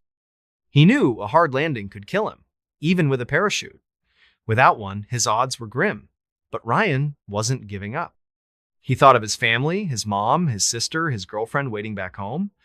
Not today, he whispered to himself. At 10 feet, something inexplicable happened. Ryan felt a sudden jolt, like an invisible force pushing against him. The air seemed to thicken, slowing his fall even more. He didn't know if it was a freak wind gust or something else, but he wasn't questioning it. He kept his body spread, his eyes locked on the drop zone. At 500 feet, he braced himself, tucking his chin and curling his knees to protect his spine. The ground was seconds away. Ryan hit the sand with a bone-jarring thud. Pain exploded through his body, legs, back, shoulders. He rolled, tumbling across the desert, his camera shattering against a rock. When he finally stopped, he lay there, gasping, staring at the sky. He was alive.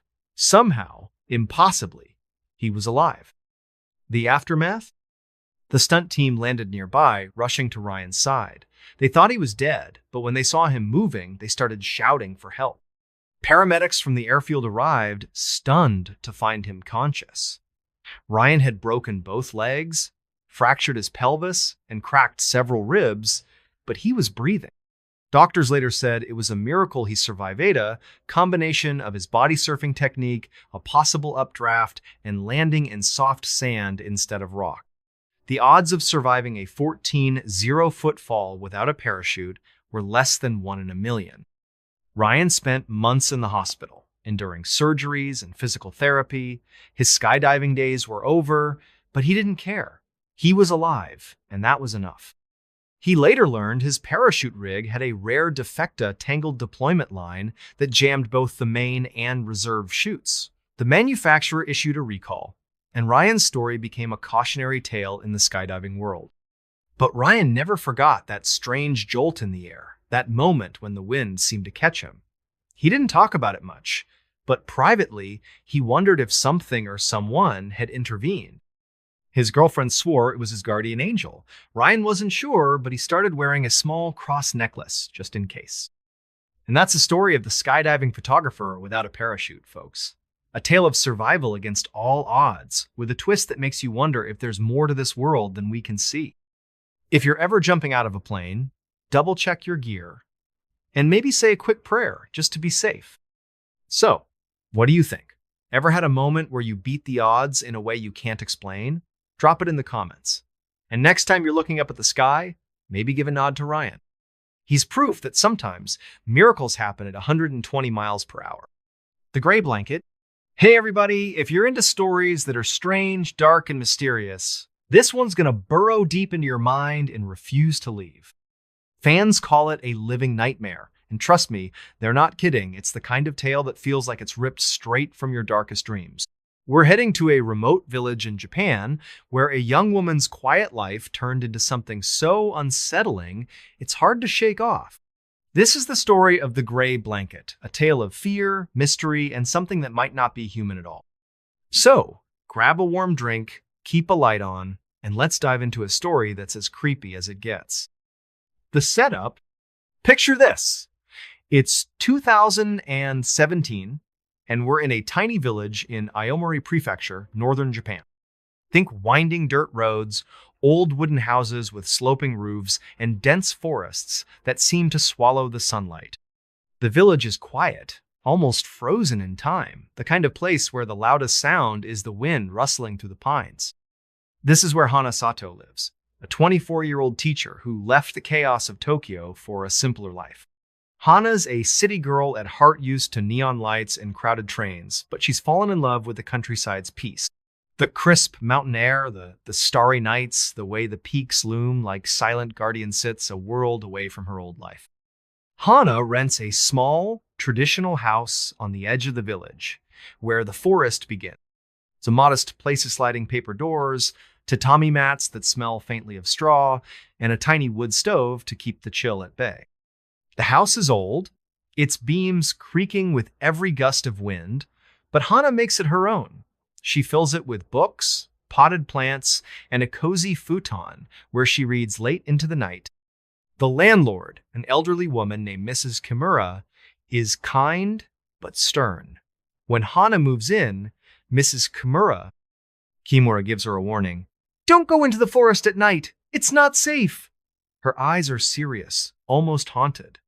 Hana nods, thinking it's just old superstition. She's not one for ghost stories. At least, not yet.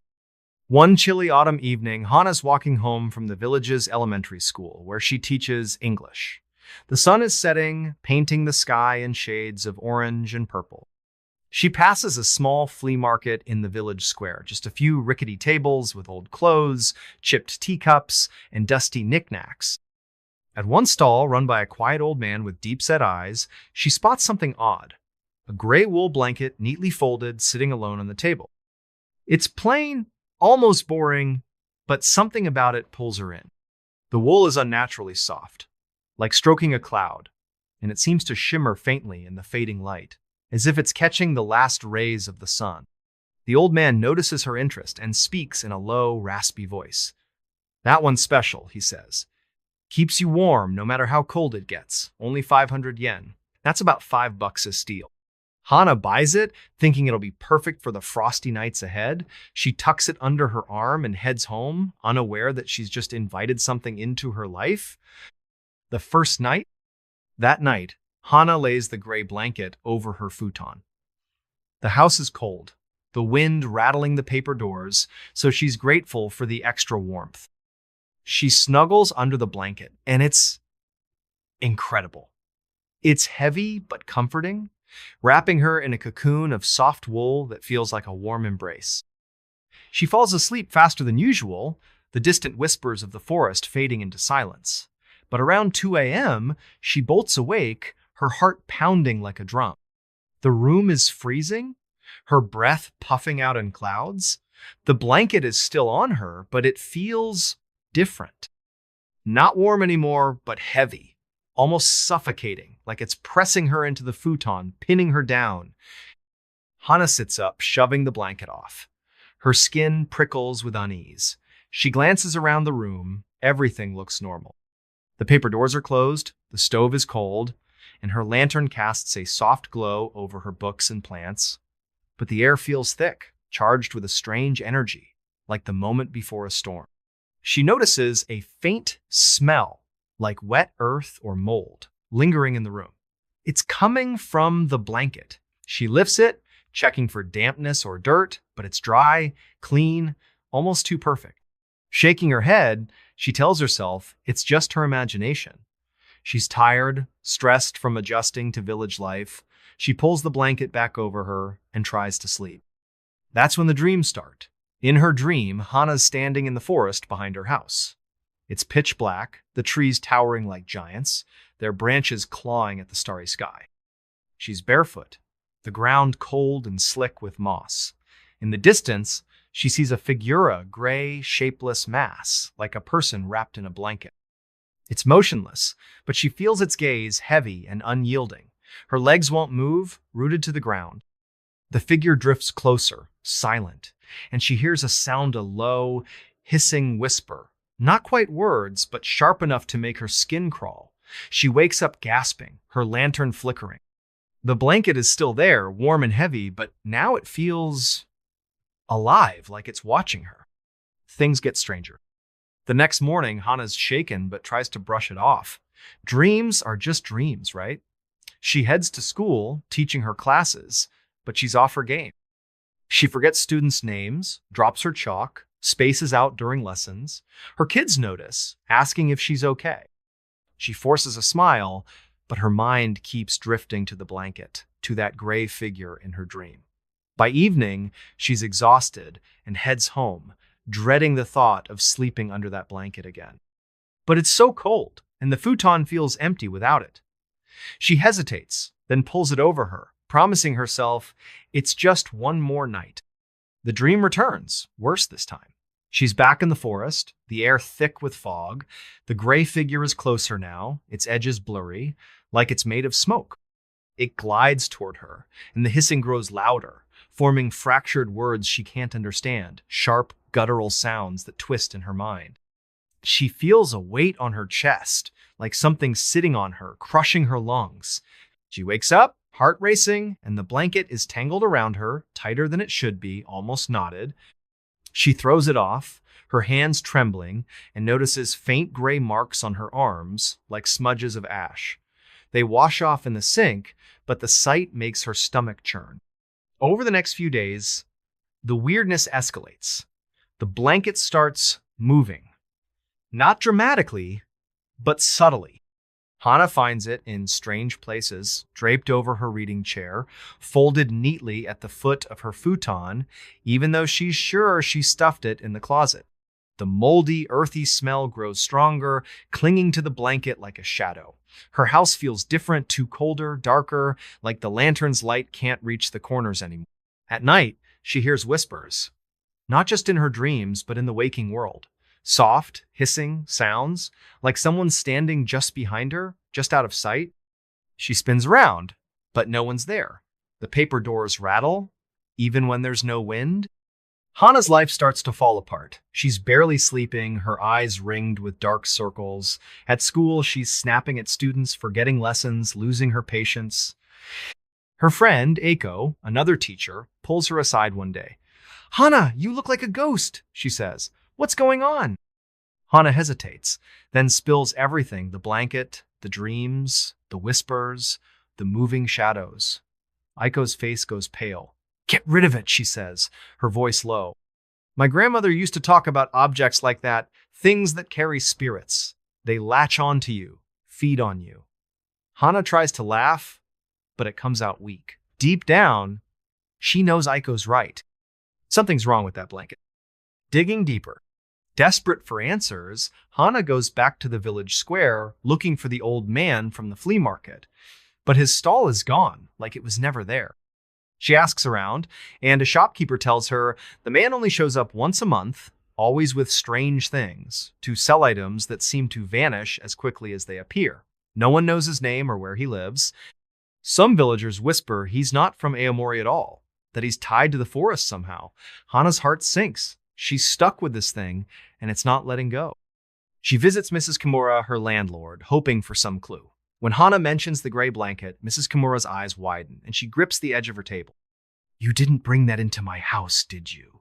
she whispers, her voice trembling. She tells Hana a story from the village's past, one she heard as a child. Decades ago, a woman named Yuki lived in Hana's house. Yuki was a recluse, shunned by the village for practicing strange rituals in the forest offerings to spirits, chants under the moon.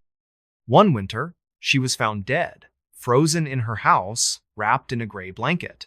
Villagers said her spirit never left, that it clung to the blanket, seeking someone new to haunt. The blanket disappeared after her death, but every few years it finds someone, a traveler, a villager, someone who doesn't know better. Those who take it don't stay long. Hana's blood runs cold. She thinks back to the old man's words, "Keeps you warm, no matter how cold it gets." Was he warning her or luring her? She rushes home, her mind racing. The blanket is waiting, folded neatly on her futon, even though she's sure she left it in the closet. The air in the house is heavy, the smell overpowering. She grabs a flashlight and checks every corner, half expecting to see that gray figure from her dreams. The whispers start again, louder now, circling her like a predator.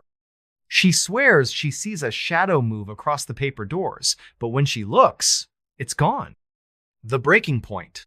That night, Hana can't take it anymore. She grabs the blanket, stuffs it into a trash bag, and drives to a river a few miles away. The moon is full, casting an eerie glow over the water. She plans to throw the blanket in, let the current take it, but as she lifts the bag, she hears the hissing, louder than ever, like a swarm of angry insects. The bag feels heavier, almost alive, pulling against her grip. The air turns icy, her breath fogging in front of her. She drops the bag, and it hits the ground with a thud, the blanket spilling out. For a moment, she sees Ida, gray, shapeless figure, rising from the wool like smoke, its edges blurring into the night. The hissing forms a word, "Stay." Hana screams and runs, not looking back. She drives to Aiko's house, sobbing, and spends the night there. The next morning, she returns to the river with Aiko, but the bag and blanket are gone. The ground is bare, no sign of them, like they were never there. Hana's shaking, but a small part of her feels relieved. Maybe it's over. The aftermath? Hana moves back to Tokyo the next week, leaving the village and the house behind. She tells herself it's a fresh start, but she's not the same. She's jumpy, always checking corners, waking up at 2 a.m., expecting to hear whispers. She avoids blankets, sticking to thin sheets, and keeps every light on at night. Aiko stays in touch, saying the village has been quiet since Hana left, but Mrs. Kimura refuses to rent the house again. Some villagers claim they've seen a gray shape in the forest at night, drifting among the trees, its edges shimmering like moonlight on water. Years later, Hana stumbles across a blog post from another part of Japan. Someone bought a gray blanket at a flea market, cheap and oddly soft. They describe the same dreams forests, shadows, hissing whispers. They mention waking up with gray marks on their skin, finding the blanket in strange places. The post cuts off mid-sentence with no further updates. Hana shudders, wondering where the blanket is now, who it's found next. Sometimes, at night, she feels a faint weight on her chest, hears a distant hiss, like the forest is calling her back. And that's the story of the gray blanket, folks. A simple purchase that turned into a nightmare, a reminder that some things carry more than just weight, they carry intent. If you're ever at a flea market and see a gray blanket that seems too perfect, Too cheap? Walk away. Because some objects aren't just objects, they're traps, waiting for someone to claim them. So, what do you think? Ever had a dream that felt too real or brought home something that didn't feel right? Drop it in the comments. And maybe, just maybe, check your blankets tonight. You never know what's woven into the threads. The perfect bait. Hey everybody, if you're into stories that are strange, dark, and mysterious, this one's going to hit you like a punch you didn't see coming. Fans love this tale for its slow build and jaw-dropping twist, and trust me, it's a wild ride. What starts as a relaxing vacation turns into a nightmare so shocking, it'll make you rethink your next getaway. This is the story of the perfect bite tale of trust, betrayal, and a truth that changes everything. So, grab a snack, maybe check your travel plans, and let's dive into a story that's as deceptive as it is chilling. The setup, picture this. It's 2018, and we're on the sunny shores of Key West, Florida. Think turquoise waves lapping at white sand beaches, palm trees swaying in the breeze, and the smell of salt water and sunscreen in the air. It's the kind of place where you go to forget your worries, sip a cold drink, and let the world fade away. This is where we meet Alex and Mia Carter, a young couple from Chicago, both in their late 20s. Alex is a graphic designer, Mia is a marketing coordinator, and they're the kind of couple who seem to have it all great jobs, a cute apartment, and a love that's been rock solid since college. Life in Chicago was hectic, though. Long hours, endless emails, and winters that felt like they'd never end. So, when Mia's boss gave her a week off, they jumped at the chance for a tropical escape. They booked a fishing trip in Key West, a 5-day adventure on a private charter boat, complete with deep-sea fishing, snorkeling, and lazy days under the sun. It was their dream vacation, a chance to unplug and make memories. They found a charter online, Real Paradise, run by a guy named Captain Mike. The reviews were glowing 5 stars, pictures of happy families holding massive fish, and promises of an unforgettable experience. Alex and Mia were sold. They packed their bags, flew to Florida, and couldn't wait to hit the water. The first day, the couple arrived in Key West on a bright Monday morning, the air warm and salty. They met Captain Mike at the dock, a tanned, wiry guy in his 50s with a scruffy beard and a wide grin. He was all charm, cracking jokes and offering them cold sodas as they boarded his boat, a 40-foot fishing vessel called the Sea Star. The boat was weathered but clean, with fishing rods lined up along the deck and a small cabin for shade. Mike's deckhand, a quiet guy named Tommy, nodded hello but kept to himself, tinkering with the gear. Alex and Mia felt at ease. This was going to be perfect. The first day was everything they'd hoped for. Mike took them out to the open water, the boat slicing through waves as dolphins trailed in the wake. They fished for hours, reeling in a few snapper and laughing as Mia struggled with a feisty grouper. Mike was a great guide, pointing out good spots and sharing stories about his years on the water. Tommy stayed in the background, cleaning fish and prepping bait, but he was polite enough. By sunset, Alex and Mia were sunburned, happy, and sipping beers as the Sea Star cruised back to shore. They fell asleep in their hotel that night, dreaming of the days ahead. The calm before. The next 2 days were more of the same pure bliss. They caught bigger fish, snorkeled over coral reefs, and even saw a sea turtle glide by. Mike was the perfect host, always ready with a story or a cold drink. He told them about a secret fishing spot, a remote reef called Devil's Point, about 20 miles offshore. "It's tricky to get to," he said, his eyes glinting, "but the fish there are monsters. You up for it?" Alex and Mia were all in. They trusted Mike, and the idea of a hidden gem sounded thrilling. On the 4th day, they set out for Devil's Point. The water was calmer than usual, the sky a perfect blue. The Sea Star hummed along, and Alex and Mia lounged on the deck, snapping selfies and soaking in the sun. Tommy was quieter than usual, his eyes darting to the horizon, but they didn't think much of it. Mike was his usual chatty self, pointing out a flock of pelicans diving for fish. "This is going to be a day you'll never forget," he said, grinning. Alex and Mia nodded, unaware how right he was. As they approached Devil's Point, the vibe shifted. The reef was surrounded by deep, dark water, the kind that looks like it could swallow you whole. The boat rocked gently, but the air felt heavier, like a storm was brewing, even though the sky was clear. Mike dropped anchor, and they started fishing. The bites came fast, huge fish, bigger than anything they'd caught before. Alex reeled in a massive marlin, his arms burning from the fight. Mia cheered, snapping pictures. It was exhilarating, but something felt off. Tommy was nowhere to be seen, and Mike's grin seemed forced, his eyes flicking to the cabin more than usual. The nightmare. That night, Mike suggested they stay anchored at Devil's Point for a moonlight fishing session. "The big ones come out after dark," he said. Alex and Mia were tired but excited, picturing a starry night on the water. They agreed, and Mike handed them beers as the sun set, the sky turning a deep purple. The boat was quiet, the only sounds, the lapping waves and the creak of the deck. Tommy finally appeared, carrying a bucket of bait, but he avoided eye contact, his hands shaking slightly. Around 10 p.m., Mia started feeling woozy.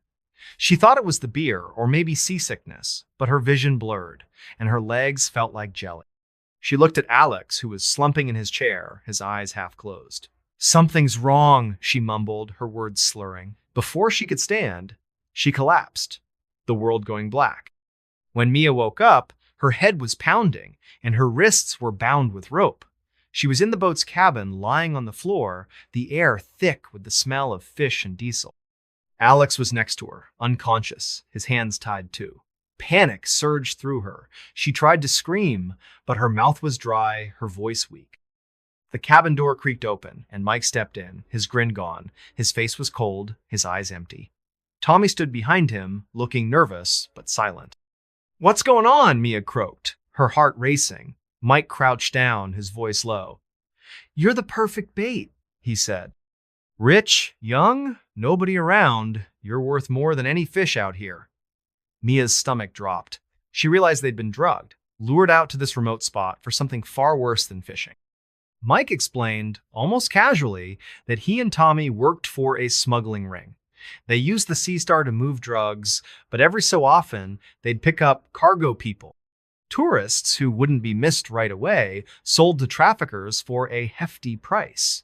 Alex and Mia, with no family in Key West and a week-long trip, were perfect targets. The fight, Mia's mind raced. She had to get them out of this. She pretended to be weaker than she was, slumping against the wall while listening for any chance to act.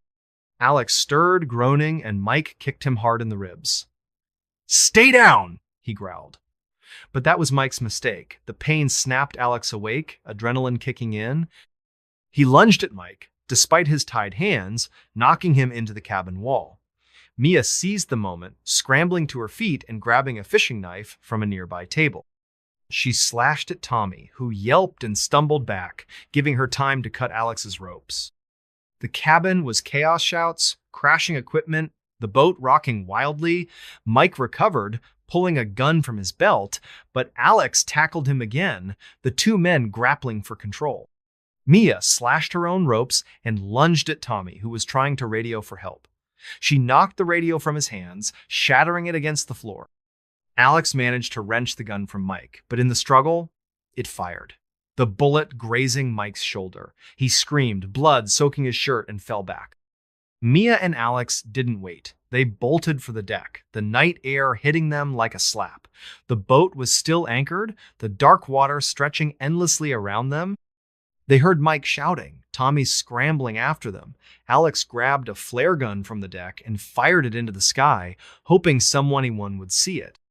Mia found a life raft tethered to the side and started untying it, her hands shaking.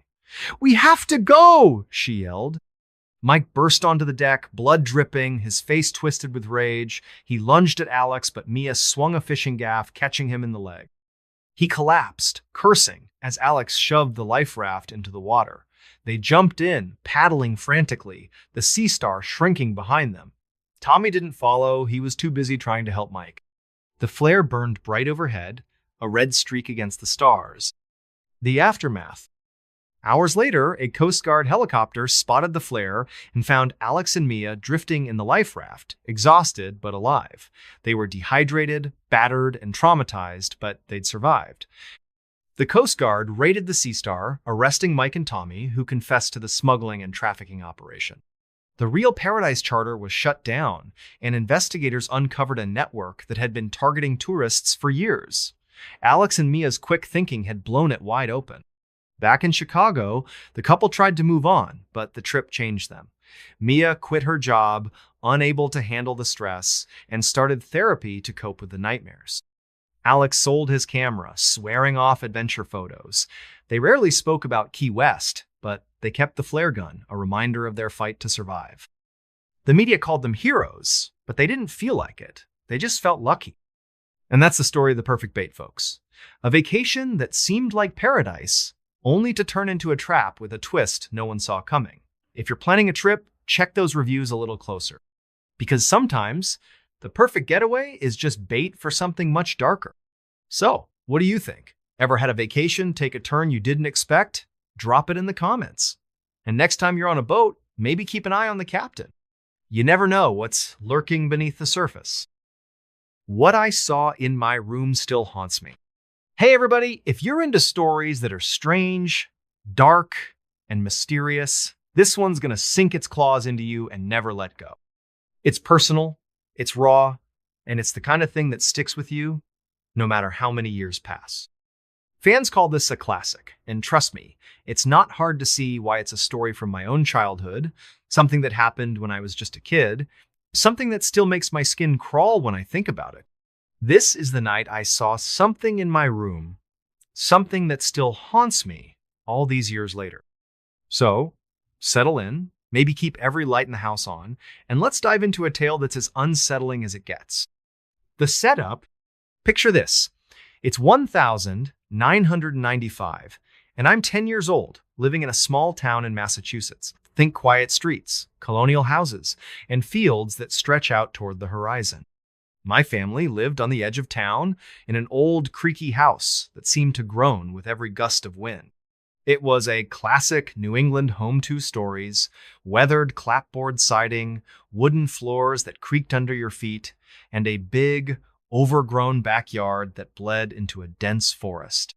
The trees out there were tall and gnarled, their branches twisting like fingers reaching for the sky.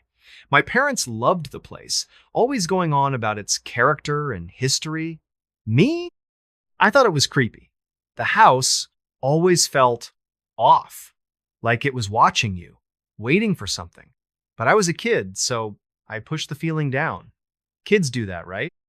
You tell yourself it's just your imagination running wild.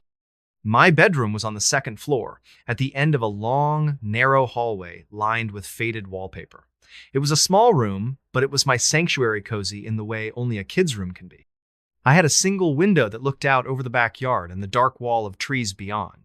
The view was pretty at night, with stars twinkling above the forest, but it also made me uneasy, like something could be staring back from the shadows. My walls were plastered with superhero posters, Spider-Man, Batman, the usual, and my desk was a mess of comic books, action figures, and half-finished drawings. By my bed was a little nightlight shaped like a baseball, its soft orange glow, a constant companion. I wasn't scared of the dark, not really, but that nightlight made me feel safer, like it could keep the monsters at bay. My bed was pushed right up against the wall, under the window, so I could lie there and watch the stars before drifting off. My parents were great, but they were strict about bedtime. Every night at 9 p.m., it was lights out, no arguments. That night, the night it all went down, was just like any other. It was a chilly fall evening, the kind where the air bites your nose and the wind rattles the windows like it's trying to get in. I'd finished my homework, brushed my teeth, and climbed into bed, pulling the blankets up to my chin. My mom came in, her footsteps soft on the creaky floor. She tucked me in, smoothing my hair, and gave me a smile. "Sleep tight, kiddo," she said, flipping off the overhead light. The baseball nightlight glowed softly, casting warm shadows across the room. I lay there, staring at the ceiling, listening to the house settle, you know that sound, how old houses creak and groan like they're alive, telling stories you don't want to hear. I closed my eyes, letting the wind's hum lull me towards sleep. The night it happened. I don't know what time it was when I woke up, but it was late. Really late. The house was dead quiet. except for the faint, mournful hum of the wind outside. Something felt wrong. It was like the air itself had changed, pressing against my skin, making my heart beat a little faster. My body knew something was off before my brain caught up. I opened my eyes, blinking in the dim glow of the nightlight. Everything looked normal me posters, my desk, the clutter of my childhood. But the feeling wouldn't go away, like a weight sitting on my chest. Then I noticed it. The air was heavy, thicker than it should be, like someone had cranked the heat to stifling. And there was a smell faint but unmistakable, like damp earth, old leaves, or something you'd find in a forgotten corner of a basement. It wasn't strong, but it was there, curling into my nose, making my stomach twist. I sat up in bed, rubbing my eyes, trying to shake off the unease. That's when I heard Ita sound. A faint, scratching noise, slow and deliberate, coming from the corner of the room near the closet. My closet was a tiny, narrow space with a sliding door that never worked right. It was always half open, just enough to let your imagination run wild about what might be hiding inside. I stared at it, my heart starting to pound, the sound growing louder in my ears. Scratch, scratch, scratch. Like nails dragging across wood, slow and intentional, each scrape sending a shiver down my spine. I told myself it was probably a mouse. Old houses have mice, right? But deep down, I knew it wasn't. The sound was too purposeful, like something was trying to get my attention. I reached for my flashlight on the nightstand. Yep, I was that kid who kept a flashlight by the bed, just in case, and gripped it tightly. My hands were shaking as I aimed the beam at the closet, the light cutting through the orange glow of the nightlight. The half-open door loomed in the shadows, the gap a black void. I held my breath, expecting to see glowing eyes or a scurrying shape, but there was nothing, just a pile of clothes on the floor, my old sneakers, a baseball bat leaning against the wall. I let out a shaky breath, whispering to myself, "You're being stupid. It's nothing." But then I saw it. In the corner of my eye, something moved. Not in the closet, but by the window, right above my bed. My heart stopped. I didn't want to look, didn't want to turn my head, but my eyes flicked to the side, and there it was, a shadow. Not a normal shadow, like from a tree outside or my desk lamp. This was different. It was tall, humanoid, but blurry, like it wasn't fully there.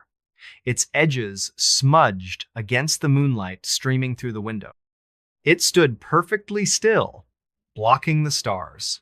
A dark silhouette that seemed to suck the light out of the room. I wanted to scream, but my voice was gone, stuck in my throat like a stone. My whole body felt pinned to the bed, my muscles frozen, like the air itself was holding me down. The shadow didn't move, but I could feel it watching me. That's the only way I can describe it, like its gaze was boring into me, heavy and cold, even though I couldn't see a face. The air grew thicker, the damp earth smell stronger, now mixed with something sour, like decay. My nightlight flickered, just for a second, and in that flicker, the shadow shifted. It leaned closer, its blurry form stretching toward me, long arms dangling unnaturally low. I don't know where I found the courage, but I finally moved. My hand fumbled with the flashlight, and I flicked it on, aiming the beam right at the thing. For a split second, I saw it clearly not a shadow, but a figure, tall, impossibly thin, with limbs that seemed too long for its body. Its face wasn't a face, just a blank, pale oval, smooth as bone, with two dark, empty holes where eyes should be. No mouth, no nose, but I swear it was smiling, a cruel, knowing smile that made my blood run cold. The figure shimmered, like heat rising off pavement, then vanished, like it had been sucked into the air itself. I screamed, a raw, desperate sound that tore through the silence. The nightlight flickered again and went out completely, plunging the room into darkness except for my flashlight, which I waved around like a madman, searching for the thing. But it was gone. The air lightened, the smell faded, but my heart was still hammering, my hands trembling so hard I could barely hold the flashlight. My parents burst into the room, the overhead light snapping on. "What's wrong?" my mom yelled, her face pale, her eyes wide with panic. My dad was right behind her, looking ready to fight off an intruder, his fists clenched. I was shaking, babbling incoherently about the figure by the window, the scratching, the smell. They checked the room, pulling open the closet, shining their own flashlight under the bed, even stepping outside to inspect the yard. Nothing. No footprints, no broken locks, no sign anyone had been there. My dad sat on my bed, his voice gentle but firm. "It was just a nightmare, buddy," he said. "You're okay." But I knew it wasn't a dream. I'd been awake. I'd seen it. The days after, that night changed me. I refused to sleep in my room for weeks, maybe months. I'd drag my blanket to the living room and camp out on the couch, the TV on low to drown out the silence. My parents thought I was just spooked, a kid with an overactive imagination. They didn't push me to go back, but I could tell they were worried.